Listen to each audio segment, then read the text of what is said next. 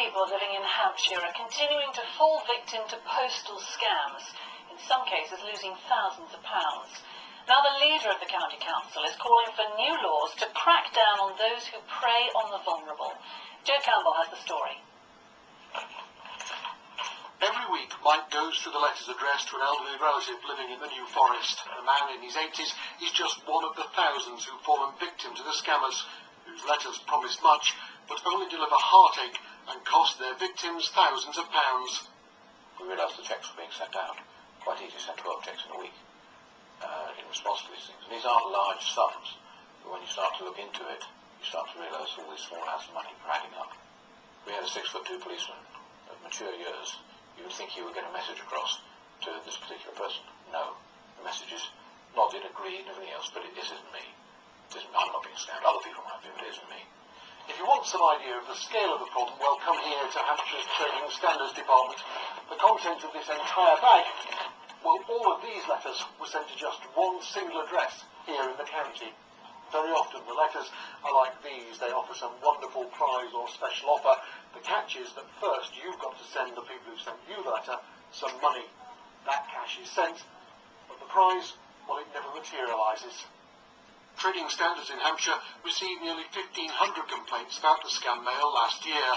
That's an increase of 50% on the previous 12 months.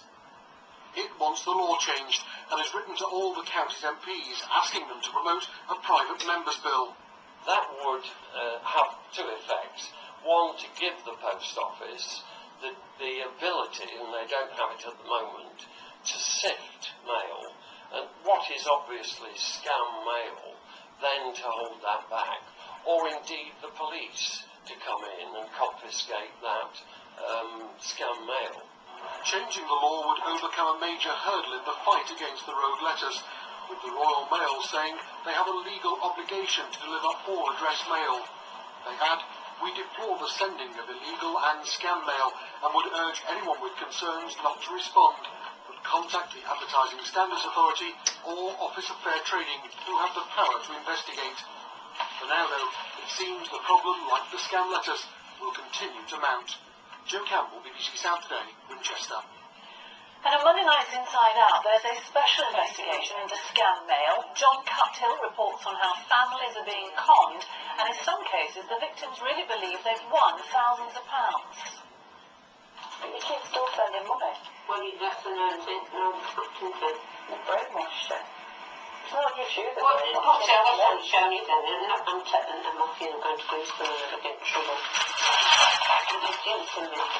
And everything is going to go against me.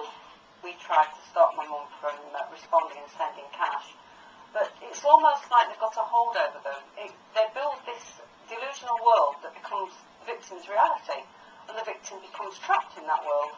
The real world can't penetrate it. I couldn't reason with my mum. So join John Cuthill for Monday's Inside Out. It's at 7:30.